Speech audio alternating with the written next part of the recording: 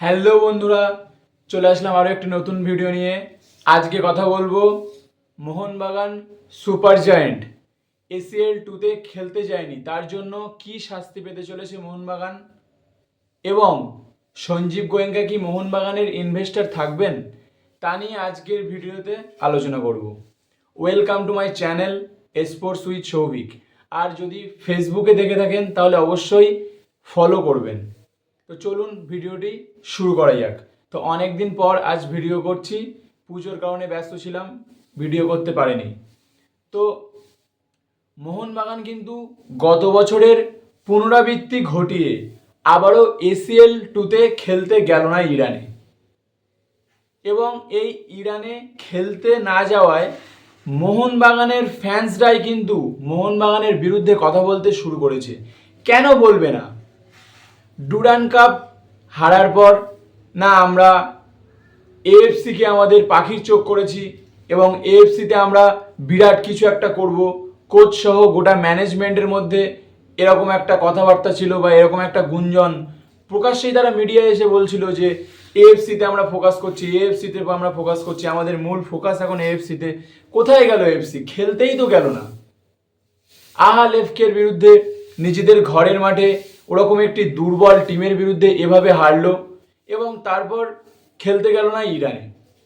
ভেবেছিলাম পুজোর মধ্যে মোহনবাগানের ম্যাচটি দেখব, যেটি শেফানের বিরুদ্ধে ছিল ইরানে, এবং ম্যাচটি মোহনবাগান এমন পারফরমেন্স করবে যে পুরো পুজোটাই ভালো কাটবে। কিন্তু মোহনবাগান তো খেলতেই গেল না, এবং সমস্ত মোহনবাগান ফ্যান্সরা বলা যায় একরকমের ভারাক্রান্ত মন নিয়ে পুজো কাটিয়েছে।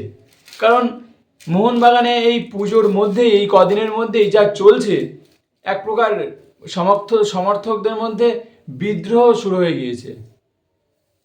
একটা বড় ফ্যান ক্লাব তো প্রকাশ্যেই বলছে যে তারা আন্দোলনে নামবে। তো কেন এই অবস্থা? ম্যানেজমেন্ট কি জানতো না যে আমাদের ইরানে খেলা পড়তে পারে? আর তাদের নাই যদি খেলে তাহলে প্রিপারেশন নিল কেন এত? আর প্রত্যেকবার এই অস্ট্রেলিয়ান প্লেয়ারদের সাইন করে আনা হয়, তাদের ইরানে যেতে সমস্যা, তাহলে অন্য দেশে কি আর প্লেয়ার নেই? বসে বসেই কি তারা মাইনে নেবে? না, প্রথমে কি শোনা গেল, মোহনবাগানের বিদেশি প্লেয়াররা বেশিরভাগ অস্ট্রেলিয়ান হওয়া, ভিসা দিতে সমস্যা হয়, এই কারণে নাকি অস্ট্রেলিয়া প্লেয়াররা যাবে না, এবং মোহনবাগান সম্পূর্ণ দেশীয় অর্থাৎ ইন্ডিয়ান প্লেয়ারদের নিয়েই নাকি এসিএল টু এর ম্যাচ খেলবে শেফানের বিরুদ্ধে। তো পার্টিসিপেটই তো করলো না। গত বছর তো মুম্বাই গিয়েছিল, গত বছর মুম্বাই শুধুমাত্র ইন্ডিয়ান প্লেয়ারদেরকে নিয়েই ইরানে খেলে এসছে। মোহনবাগান কেন গেল না? হ্যাঁ, বলছে সেফটি রিজন। সেফটি রিজন হয়, হ্যাঁ, গত বছরে ঠিক আছে, যে গত বছরে যখন ইরানে খেলা চলছিল সেই সময় কিন্তু গ্যালারিতে খেলা চলাকালীন ওপর দিয়ে মিসাইল যাচ্ছিল, রকেট যাচ্ছিল। তো সেই সমস্ত পরিস্থিতি দেখে কিন্তু মোহনবাগানকে আমরা সাপোর্ট করেছিলাম, এবং মোহনবাগানের ওই ডিসিশনকে মোহনবাগানের ফ্যান্সরাও গুড ডিসিশন বলে জানিয়েছিল, এবং সকলেই কিন্তু মোহনবাগানের পাশে ছিল। কিন্তু এবছর কিন্তু পরিস্থিতি একদম ভিন্ন। ইরানে এবছর সেরকম কোনো সমস্যাই নেই, এমনকি ভারতীয় একজন ম্যাচ রেফারি ইরানে এসিএল টু এর ম্যাচ পরিচালনা করছে। তাহলে এমনকি বিভিন্ন দেশের ট্যুরিস্টরাও অনায়াসে ইরানে যাতায়াত করছে, এবং এই সমস্ত জিনিস দেখে মোহনবাগান ফ্যান্সরা কিন্তু আরও রেগে যাচ্ছে। এবং এটা কিন্তু শুধুমাত্র মোহনবাগান নয়, গোটা দেশের জন্য লজ্জা। কারণ এসিএল টুতে মোহনবাগান শুধুমাত্র এমবিএসজি মোহনবাগানকেই রিপ্রেজেন্ট করছিল না, জার্সির এখানে কিন্তু ইন্ডিয়ান ফ্ল্যাগ কিন্তু থাকে, অর্থাৎ সেখানে এশিয়ার মঞ্চে মোহনবাগান ভারতকে উপস্থাপনা করছে। তাহলে ভারতের প্রতিনিধিত্ব করছে, এবং না খেলেই উইথড্রল করে নিল, এবং সেখানে ম্যাচ খেলতে গেলই না। এরকম একটা বাজে ডিসিশন কিন্তু আমাদেরকে হতাশ করেছে। ইন্ডিয়ান টিম নিয়ে যেতে পারতো। তো খেলায় তো হার জিত আছে, পার্টিসিপেট তো করুক। কে বলা যায় হয়তো পাক দাবাস করে মোহনবাগান ড্র করে দিত, তখন তো এই সমর্থকরাই ভালো বলতো। তো কেন কেন গেল না মোহনবাগান? এই নিয়ে কিন্তু কোনো বিবৃতিও মোহনবাগান দিচ্ছে না অফিসিয়ালি। হ্যাঁ, অফিসিয়ালি বিবৃতি দিয়েছে, কিন্তু তা সম্পূর্ণ ভুয়ো নাকচ করা যায়। কারণ যে যুক্তি তারা দেখিয়েছে যে বিদেশি প্লেয়ার সহ ইন্ডিয়ান প্লেয়াররা ইরানে যেতে চাইছে না। ইরানের পরিস্থিতি খারাপ এবং সবার আগে নিজেদের প্রাণ এবং লাইভহুডের জন্য প্লেয়ারদের ফ্যামিলিও ইরানে যেতে সায় দিচ্ছে না, এই জন্য প্লেয়াররা যায়নি। তো কাতারের একটি টিম গিয়ে তো ইরানে ACL2 এর ম্যাচ খেলছে। যত সমস্যা আমাদের ইন্ডিয়ান প্লেয়ার আর মোহনবাগানের বিদেশি প্লেয়ারদের, ইমিডিয়েটলি বিদেশি প্লেয়ার স্যাক করা উচিত। খেলবে না তো তারা কেন পার্টিসিপেট করতে আসে? আখেরে তো এশিয়ার মঞ্চে ভারতের নামই খারাপ হলো। AFC খেলবো আমরা, AFC খেলবো, AFC পাখির টার্গেট ডুরান্ড হেরে তখন কোনো প্লেয়ারকে ছুটি দিল না। AFC নিয়ে ভীষণ একদম ফোকাসলি ট্রেনিং হচ্ছিল। কি হলো? আহলেফকে বিরুদ্ধে হেরে গেল।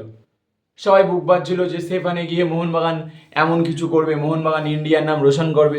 তো মোহনবাগান তো সেখানে গেলই না। অ্যাজ আ মোহনবাগান ফ্যান কিন্তু দেখতে খারাপ লাগে যখন বিপক্ষ টিমের দর্শকরা আমাদেরকে নিয়ে ট্রোল করে। আখেরে তো সহ্য করতে হয় ফ্যানদেরই, ম্যানেজমেন্টের আর কি। সঞ্জীব গোয়েঙ্কা আজ আছে কাল নেই, আজ ইনভেস্ট করছে কাল ইনভেস্ট করবে না, কিন্তু মোহনবাগান তো মোহনবাগানই থাকবে। মোহনবাগান ক্লাব তো আর উঠে যাবে না। তাহলে এরকম একটা বাজে ডিসিশন নিয়ে নিল মোহনবাগান। তাদের যে যুক্তি, তারা বলছে যে ইরানে যেতে গেলে যে ভিসা লাগে, সেই ভিসায় যখন একবার ইরানের স্টাম্প লেগে যায়, তারপরে অন্য দেশ অর্থাৎ UK, অস্ট্রেলিয়া, আমেরিকা এইসব দেশে যাওয়ার সময় নাকি সমস্যার সৃষ্টি হয়। তারা পাসপোর্টে ইরানের স্টাম্প দেখলে নাকি ভিসা দিতে টালবাহানা করে। এই অজুহাত কিন্তু মোহনবাগানের প্লেয়াররা দিচ্ছে। কিন্তু এই বিগত কয়েক বছরে কিন্তু পরিস্থিতি যথেষ্ট স্বাভাবিক হয়েছে এবং ইরানও তাদের ট্রাভেলারদের কথা ভেবে ভিসা চালু করেছে, যেখানে তারা মেন পাসপোর্টে কিন্তু স্টাম্প মারে না, ভিসার মাধ্যমে তারা এন্ট্রি করায়, যার ফলে কিন্তু অন্য দেশের ভিসা পাওয়া নিয়ে কোনো রকম সমস্যা হয় না। এবং সেখানে কাতারের টিমও গিয়ে ACL2 এর ম্যাচ খেলেছে। আমাদের ইন্ডিয়ান একজন ম্যাচ রেফারি ACL2 এর ম্যাচে ইরানেই তিনি আছেন। এর ফল কিন্তু ভুগতে হবে, কারণ গত বছর যেরকম যুদ্ধের ক্লিপস বেরিয়ে আসছিল, স্টেডিয়ামের ওপর দিয়ে রকেট যাচ্ছিল, এবছর কিন্তু পরিস্থিতি তেমনটা নয়। এবছর কিন্তু ইরানের পরিস্থিতি যথেষ্ট স্বাভাবিক এবং সেফান টিমের ম্যানেজারও বলেছিল যে মোহনবাগান খেলতে আসুক, সম্পূর্ণ সেফটির নির্ভরতা তারা দিচ্ছে, কিন্তু মোহনবাগান যায়নি। মোহনবাগান ক্যাশে গিয়েছিল, সেখানেও তাদের আপিল না শুনেই খারিজ হয়ে গেছে। কারণ AFC বলে দিয়েছে যে সেখানে যখন অন্য দেশের টিমরা, অন্য দেশের ক্লাবরা গিয়ে খেলছে, মোহনবাগান কেন পারবে না? মোহনবাগান দাবি করেছে যে নিরপেক্ষ ভেন্যুতে ম্যাচটি ফেলুক, কিন্তু কেন তারা মোহনবাগানের কথা শুনবে? সেখানে তো অন্য দেশের টিমরা গিয়ে খেলছে। এর ফল কিন্তু মোহনবাগানকে ভুগতে হবে এবং আমরা মোহনবাগান ব্যান খেতে চলেছে, এটি কিন্তু দেখতে চলেছি। হ্যাঁ বন্ধুরা, শুনতে খারাপ লাগলেও মানতে কষ্ট হলেও মোহনবাগান কিন্তু ব্যান খেতে চলেছে। AFC কিন্তু বিষয়টি মোটেই ভালো চোখে দেখছে না। এমনিতেই আমাদের ইন্ডিয়ান ফুটবল ফেডারেশন প্রচণ্ড উইক, তাদের কোনো কথায় AFCও শোনে না, ফিফাও শোনে না। আর AFC কিন্তু মোহনবাগান সেফানে না যাওয়ায় মোহনবাগানকে ACL2 থেকে কিন্তু বহিষ্কৃত করে দিয়েছে এবং জানিয়ে দিয়েছে যে মোহনবাগান টিম উইথড্রল করে নিয়েছে এবং এর শাস্তিস্বরূপ কিন্তু AFC মোহনবাগানকে ব্যান করেছে। হয়তো মাল্টিপল ইয়ার না করলেও 1 বছর কিংবা 2 বছরের জন্য মোহনবাগান ব্যান খেতে চলেছে। তো অনেক মোহনবাগানিরাই বলছে হ্যাঁ মোহনবাগান ব্যান খেয়ে গেলে ভালো, খেলতে যাবে না যখন পার্টিসিপেট কেন করবো, এভাবে বারবার কেন ভারতের নাম ডোবাচ্ছে, মোহনবাগানের নামেও ডোবাচ্ছে, ফ্যান্সদের সেন্টিমেন্টের চিন্তা করছে না, খেলতে যাচ্ছে না, এরকমভাবে কীভাবে চলবে? ব্যান খাক। কিন্তু আখেরে ভেবে দেখতে গেলে ব্যান কিন্তু মোটেই কাম্য নয়। যতই মোহনবাগান খেলতে না যাক, একটা দেশের টিম ব্যান খাওয়া, এটা কিন্তু বাইরে একটা বাজে প্রতিচ্ছবি যায়। তো আশা রাখছি AFC ব্যান না করুক, এবারের মতো ওয়ার্নিং দিয়ে ছেড়ে দিক, আর মোহনবাগান যেন নেক্সট সিজনে ভাবনা চিন্তা করুক যে আবার যদি তারা ACL2 এর স্লট পায় তাহলে কি করবে, আবার যদি সেই ইরানে খেলা পড়ে আর অস্ট্রেলিয়ার ওই প্লেয়াররা যদি আবার না যেতে চায় তাহলে কি করবে? মোহনবাগানের উচিত ফরেনার্সদের সাথে কথা বলা এবং তাদের ডিলে এমন কিছু ক্লজ আনা যে ইরানে তাদেরকে যেতে হবে এবং যেখানে খেলা পড়বে সেখানে তাদেরকে খেলতে যেতে হবে, যদি না ভীষণ সাংঘাতিক রকমের বড় কিছু সেখানে ঘটে। তো মোহনবাগান কিভাবে পরবর্তীতে স্টেপ নেবে এবং সঞ্জীব গোয়েঙ্কা ম্যানেজমেন্টের হেড কি থাকবেন, কারণ বর্তমানে আমরা অনেকেই কিন্তু সৃঞ্জয় বোস ওনাকে কিন্তু অনেকেই বলছি যে কেন এরকম ডিসিশান নিল, কিন্তু সৃঞ্জয় বোস কিন্তু ডিসিশান নেয় না। সৃঞ্জয় বসু ক্লাবের কর্মকর্তা ঠিকই, কিন্তু একটি টিম যখন ফ্র্যাঞ্চাইজির আন্ডারে চলে যায় এবং একটি ফ্র্যাঞ্চাইজি যখন টিমটাকে বিল্ড করে, টিমে ইনভেস্ট করে, তখন কিন্তু পুরোপুরি তার ওনারই দায়িত্ব সামলায়। এখানে আছেন সঞ্জীব গোয়েঙ্কা। সঞ্জীব গোয়েঙ্কা কিন্তু ফ্র্যাঞ্চাইজির অনেক টিমই চালায় ক্রিকেটে।